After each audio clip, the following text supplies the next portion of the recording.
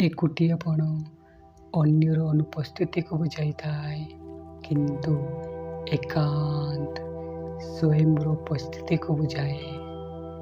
ୟୋଗା ଦ୍ୱାରା ଏକୁଟିଆପଣକୁ ଦୂର କରିହୁଏ, କିନ୍ତୁ ଏକାନ୍ତ ରହି ସ୍ୱୟଂର ଉପସ୍ଥିତି ହେବାରେ ଆମକୁ ସାହାଯ୍ୟ କରିଥାଏ। ଆମ ଭିତରେ ଥିବା ଅସୀମ ଊର୍ଜାକୁ ସକ୍ରିୟ କରି ମନକୁ ବଳବାନ କରିଥାଏ। ମସ୍ତିଷ୍କର ପ୍ରତ୍ୟେକ ଗତିବିଧିକୁ ନିୟନ୍ତ୍ରଣ କରିଥାଏ।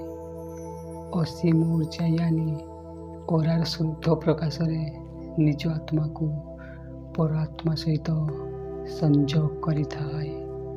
ମନରେ ସୁବିଚାର, ସ୍ଥିର, ଚଞ୍ଚଳ, ଶାନ୍ତ, ହସ ଉଲ୍ଲାସ ମଧ୍ୟରେ ଥିବା ଶୁଦ୍ଧ ପ୍ରକାଶରେ ଆମକୁ ଆଲୋକିତ କରିଥାଏ।